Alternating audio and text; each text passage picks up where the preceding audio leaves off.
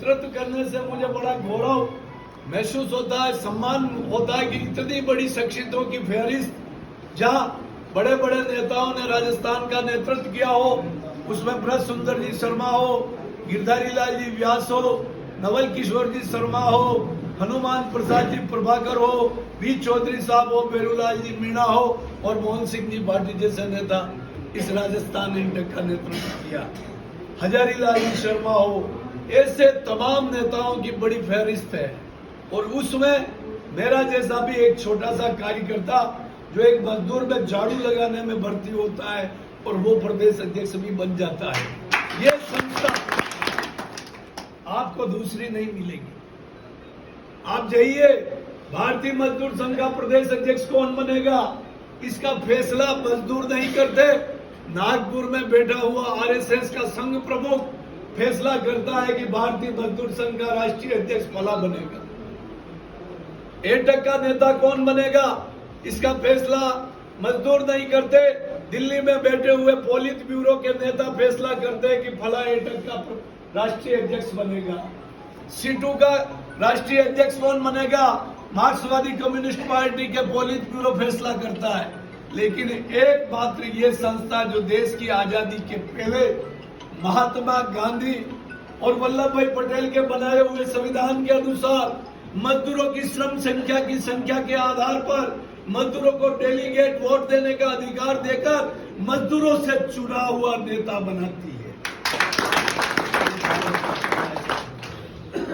इस संगठन की जो खूबियां, जो विशेषता मैं बखान करूंगा तो कल सुबह का सूरज उठ के आ जाएगा।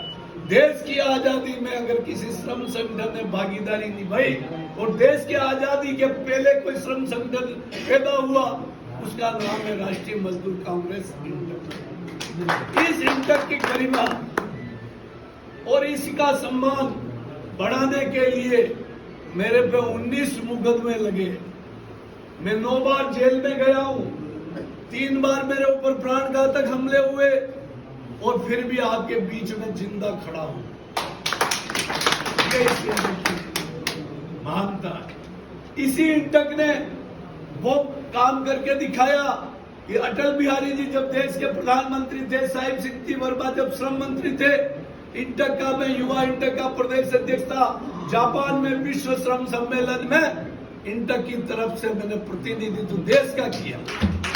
यही इंटक संस्था है जो नरेंद्र मोदी प्रधानमंत्री होते, बंडारू दत्तात्रेय श्रम मंत्री होते और जगदीश राज श्रीमाली नोबेल पुरस्कार विजेता कैलाश सत्यार्थी के साथ विश्व श्रम सम्मेलन में जेनेवा में 19 दिन भारत का प्रतिनिधित्व। मेरे पिताजी कोई राजनेता नहीं थे, मैं राजनीति का शब्द भी नहीं जानता था। मेरे पिताजी किसान थे, खेत चलाने वाले, हल चलाने वाले। और मेरी जब 2 बहनों की शादी होती है और कर्जा हो जाता है तो मुझे पढ़ाई छोड़ के मजदूरी के लिए जाना पड़ता है। और उस मजदूर संगठन ने मुझे इस मुकाम पे पहुंचाया। लोग विधायक बनने के बाद मंत्री बनते, मुझे बिगर विधायक बनाया। अशोक गहलोत जी ने राज्य मंत्री का दर्जा देकर एक नहीं 2 बोर्ड का जिम्मा सौंपा। मैं ये कहना चाहता हूं कि मैं जब भी कांग्रेस में भी काम करता हूं तो मेरे खिलाफ एक मजबूत तबका विरोध करता आ रहा, और मैं जब इंटक में भी काम करता हूं तब भी मेरे खिलाफ एक तबका मजबूत विरोध करता है। उसके बावजूद भी मैं आगे बढ़ रहा हूं और इंटक को आगे बढ़ा रहा हूं। इसका मतलब सच्चाई और ईमानदारी की पहचान होती है। जब लोग किसी का विरोध करते हैं तो उसकी पूरी जन्म पत्री खंगाली जाती है, उसका इतिहास निकाला जाता है, उसके सबूत जुटाए जाते और उस सबूतों के आधार पर उस नेता को राजनीति और जहां पद पे बढ़ने की बजाय उसको नीचे लाया जाता है। मैं ये तब मालूम पड़ा जब पहली बार प्रदेश कांग्रेस पार्टी ने मुझे महासचिव का पद दिया। तब दिल्ली से एआईसीसी से 2 आदमियों को उदयपुर भेजा और 2 आदमी को जयपुर में मेरे बारे में जानकारी जुटाने के लिए भेजा। जब मेरी नियुक्ति होती है तब एआईसीसी के राष्ट्रीय महासचिव राजस्थान के प्रभारी कामत साहब मुझे कहते हैं कि भैया तुम्हारी नियुक्ति ने तो हमें लोहे के चने चबवा दिए। मैंने कहा साहब क्या हुआ? कि भैया तुम्हारे तो राजस्थान में नेता बहुत खिलाफ थे, कि इस व्यक्ति को आगे मत बढ़ाओ। लेकिन जब आपकी सर्वे रिपोर्ट हमने मंगवाई, वो रिपोर्ट देख के मुझे ताज्जुब हुआ कि कांग्रेस को ताकत देने वाला नेता को रोकने वाले बड़े नेता पीछे पड़े हुए। इसका मतलब इसमें दम है, इसमें मादा है, इसमें जुनून है, इसमें जज्बा है। ये गरीबों के लिए लड़ने वाला है, इसलिए इसको बड़े नेता रोक रहे हैं। फिर भी आपकी दुआओं से मेरे को हर पद मिला। मैं पद लेने कहीं नहीं गया, पद मेरे पास आए, पद लेने नहीं गया हूँ। मैंने हमेशा पसीना बहाया और परिश्रम करके इस इंटर को आगे बढ़ाने में योगदान दिया। मैंने किसी नेता का, वरिष्ठों का कभी अपमान नहीं किया। जब राजस्थान के इंटर की हालत ऐसी हो गई थी, 5वें नंबर पर आ गई थी, 5वें पदा, जो बी चौधरी जी के समय में 84,000 की सदस्यता और पहले स्थान पे थी, वो इंटर 24,600 पे आ गई थी। सबसे पहले बीएमएस, फिर एटक, फिर सिट्टू, फिर इंटर। तब रेड्डी साहब को जयपुर आना पड़ा और इंटर को जीवित करने के लिए राजस्थान के मुख्यमंत्री अशोक जी गहलोत के निवास में गए। अशोक गहलोत जी से उन्होंने परामर्श किया और गहलोत साहब ने ये कहा कि आज की तारीख में आपके इंटर रेड्डी साहब बिल्कुल शिथिल है, सोई हुई है, और इसको अगर जगाना और पुनर्जीवित करना है तो एक लड़का है मेरी नजर में, जो उदयपुर का रहने वाला है। मेरा नाम भी वो पूरी तरह से नहीं जानते थे। उन्होंने कहा वो दाढ़ी वाला लड़का जब भी जाता हूँ उदयपुर, मेरे से लड़ने आता है, झगड़ने आता है, मजदूर और कर्मचारियों के लिए संघर्ष करने के लिए आता है। अगर उस लड़के को आप बागडोर सौंप दो, ये राजस्थान की इंटक वो जिंदा कर देगा, खड़ी कर देगा। न तो मैं जोधपुर में पैदा हुआ, न गहलोत साहब का मैं वोटर, न मैंने कभी उनके चुनाव में काम किया, लेकिन उनकी नजरों में ये फर्क थी। और उसके बाद वैसे ही हुआ। इंटक ऑफिस में मीटिंग हुई, ये रमेश जी मौजूद थे, ये रामाधर जी मौजूद थे। वहां पर मीटिंग में रेड्डी साहब ने पूछा कि हमने आपको 1 साल का मौका दिया, कि आपने बोला था कि हम जो रजिस्ट्रेशन रद्द हो गए यूनियनों के, उनके बहाल करा देंगे। आप बहाल कराने में सफल नहीं हुए। उस समय में भैरूलाल जी मीणा अध्यक्ष थे और मोहन सिंह जी पाटिल महामंत्री थे। तब उन्होंने कहा कि अब ये महीना जुलाई का चल रहा है और दिसंबर लास्ट है, 5 महीने में हमारी जो यूनियन है जो रद्द हो गई, 125 यूनियन है, जिनके रजिस्ट्रेशन रद्द इसलिए हुए कि यूनियन के रिटर्न समय पर नहीं दिए, वो बहाल अगर नहीं कराई तो इंटक खत्म हो जाएगी। तो आप लोगों ने 1 साल के अंदर ये काम नहीं कर पाए, इसलिए मैं राजस्थान की कार्यकारिणी को भंग कर रहा हूं और दिल्ली जाके मैं नई एडो कमेटी घोषित करूंगा। मैं इसलिए बता रहा हूं कि आपको ये मालूम होना चाहिए जगदीश सिंह का विरोध क्यों हो रहा है। तो मैं ये तो उस समय उन्होंने दिल्ली जाकर और उन्होंने लिस्ट बना के मुझे अध्यक्ष का लेटर टाइप करके बुलवाया। मैं जब गया उनके कमरे में, उन्होंने चाहते ही कहा तुमको प्रदेश अध्यक्ष बनाया जाता है और आप जाके काम कीजिए। मैंने हाथ जोड़ के क्षमा मांगी। मैंने कहा साहब मैं ये काम नहीं कर सकता हूँ, भैरूलाल जी और भाटी साहब को हटाकर मैं ये जिम्मेदारी नहीं ले सकता हूँ, और मैं इतना सक्षम नहीं हूँ कि मैं राजस्थान की पूरी इंटक को खड़ी कर दूं। मैं अभी बहुत जवान लड़का हूँ, मेरे में अभी बहुत एग्रेसिव नेचर है, यहाँ पर संभल के चलना पड़ेगा, यहाँ पर पेशेंस पावर चाहिए, ये सारी चीजें मुझे सीखनी पड़ेगी। उन्होंने कहा, मेरे पे इतना भारी गुस्सा करके उन्होंने कागज फेंका था कि तू डरपोक है, तू जिम्मेदारी लेने से डर रहा है, राजस्थान का मुख्यमंत्री तुझे बनाना चाह रहा है, संजीव रेड्डी तुझे बनाना चाहता है, और तू काम से क्यों भग रहा है। मैंने कहा साहब मैं काम से नहीं भग रहा हूं, मैं ये पद किसी और को दे के काम करके दिखाऊंगा, ये पद किसी और को दे दीजिए आप। तो उन्होंने कहा बताइए, इन दोनों के अलावा किसी तीसरे का नाम बताइए। मैंने कहा नहीं, मैं पहले भाटी साहब से फोन पे पूछूंगा, वो अगर जिम्मेदारी लेते हैं तो मैं उनको बनाऊंगा, काम मैं करूंगा। मैंने वहीं से फोन लगाया भाटी साहब को, मैं क्यों रेड्डी साहब ये फैसला करने जा रहे हैं, भाटी साहब आप प्रदेश अध्यक्ष बन जाइए, मैं कार्यकारी अध्यक्ष बन के इस इंटर को खड़ी करूंगा। उन्होंने कहा मैं भैरूलाल जी का साथ नहीं छोड़ सकता हूँ, मना किया। मैंने शंकर दास जी को फोन किया जो हिंदुस्तान जिंक के नेता, मैंने उनको कहा, मैंने कहा रेड्डी साहब का ये फैसला है, मैं प्रदेश अध्यक्ष नहीं बनना चाहता हूँ, प्रदेश अध्यक्ष आप बनिए, कार्यकारी अध्यक्ष बन के मैं इंटर का काम मैं करूंगा और इंटर को खड़ी करूंगा। उन्होंने कहा हम बेरूलाल जी की जगह हम नहीं बैठेंगे। दोनों ने हाथ खड़े। सामने रेड्डी साहब ने कहा मुझे 1 घंटे में तेरा जवाब चाहिए, 1 घंटा दे रहा हूं, मैं लंच में वापस आऊंगा और लेटर जारी आज की तारीख में करूंगा। मैं धर्म संकट में फंस गया, अब मैं क्या करूं? और उस समय फिर मेरी नजर में गुमान सिंह जी का नाम आया जो रेलवे के नेता थे, और गुमान सिंह जी को मैंने फोन किया, मैं कि साहब एक धर्म संकट में फंस गया हूं, इधर रेड्डी साहब का और इधर अशोक जी गहलोत की दोनों की पसंद मैं हूं, लेकिन ये जिम्मेदारी मैं किसी सीनियर लीडर को देना चाहता हूं और मैं काम करना चाहता हूं। गुमान सिंह जी ने उस समय दिल्ली थे, वो उन्होंने कहा मैं आता हूं ऑफिस, इंटर ऑफिस को। इंटर ऑफिस आए, रेड्डी साहब से मीटिंग करवाई। मैंने कहा साहब ये तीसरा विकल्प मेरे पास ये है, अगर आप इनको जिम्मेदारी देते हो तो मैं तैयार।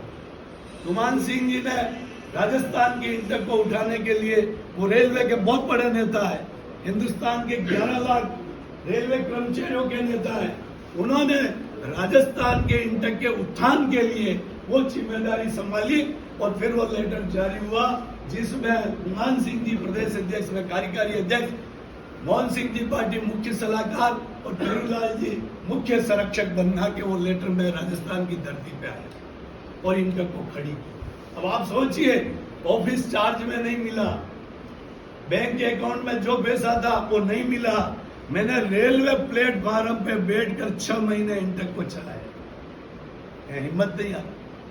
और उन 6 महीनों में जितनी यूनियनों का रजिस्ट्रेशन रद्द हुआ उनमें से मैंने 70% यूनियनों को वापस बहाल किया।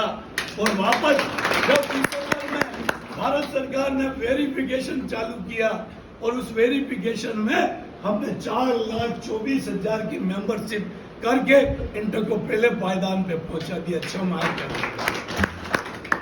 मैं किसी का विरोधी नहीं और मेरा किसी से विरोध नहीं, मैं काम करने वाला व्यक्ति हूँ।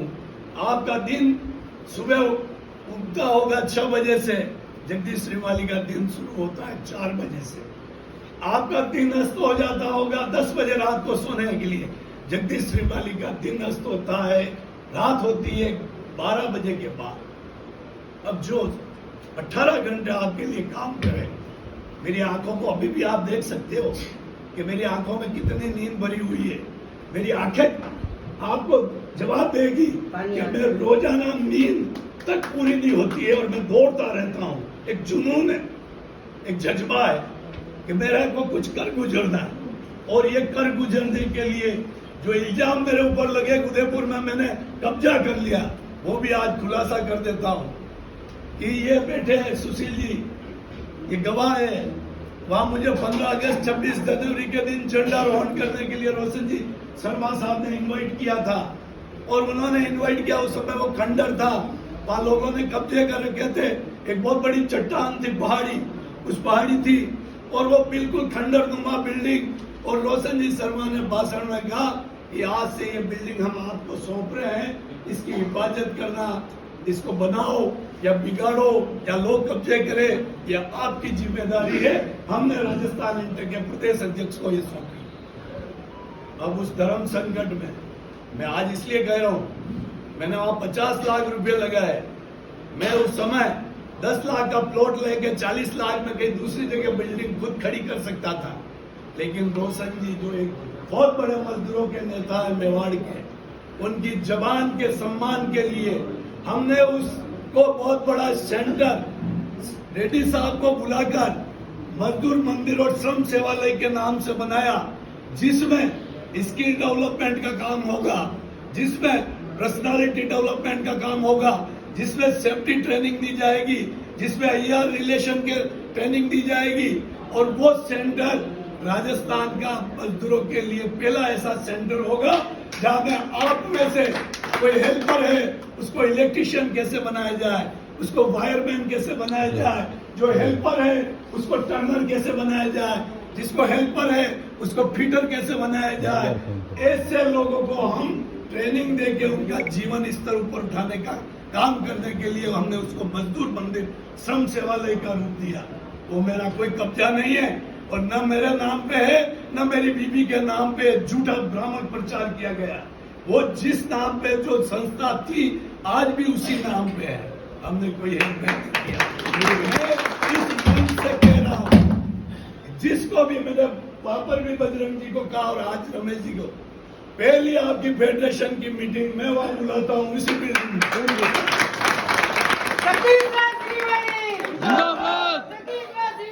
जिंदाबाद। उसमें जो भी आपके बिजली की यूनियन मीटिंग करना चाहे मीटिंग करे, पीएचडी की यूनियन मीटिंग करना चाहेगी मीटिंग करेगी, उसमें पूरा स्टाफ रखा जाएगा।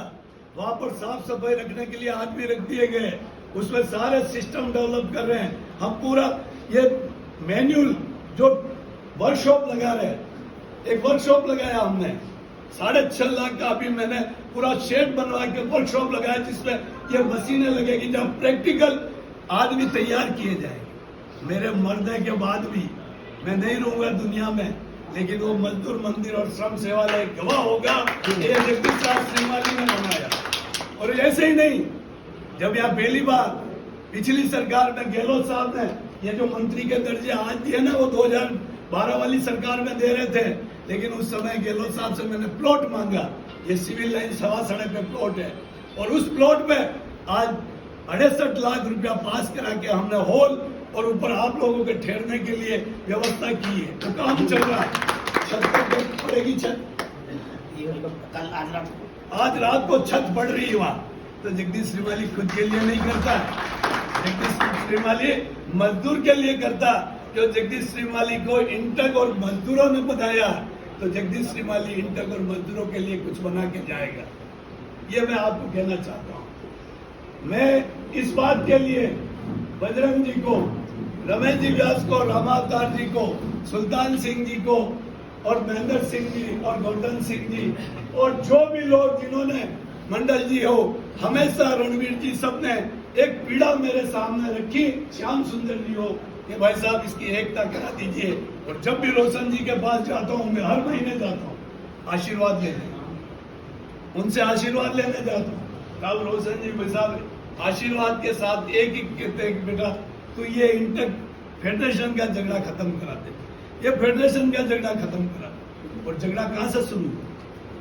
झगड़ा आपके अधिवेशन में हुआ था, वहां लालचंद जी कटारिया के गार्डन में बंद कमरे में बैठ के भाटी साहब ने कारखानी डिक्लेयर की थी उनके मुंह से, जो पद अंदर कमरे में बैठ के दिए उस पर तालियां बजी थी। उसके बाद क्या घटनाक्रम किसने किया, क्या करवाया, वो बातों में मैं नहीं जाना चाहता हूँ।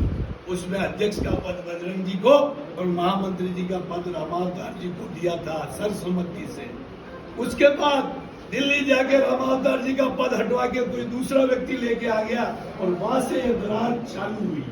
ये सत्यता है, इस सत्यता को कोई छुपा नहीं सकता है। और आज भी कह रहा हूँ, मुझे न तो भाटी साहब हमारे सम्मानीय आदरणीय नेता है, विद्यासागर जी हमारे भाई है, मेरे को किसी से गिला सकता नहीं कि मैं जिस पद पे बैठा हूँ वो बहुत ऊंचे पद है, उसमें बिजली है, पानी है, रोडवेज है, कई संगठन। तो मैं तो सबसे ऊपर उठ के कभी भी एकता का बाधा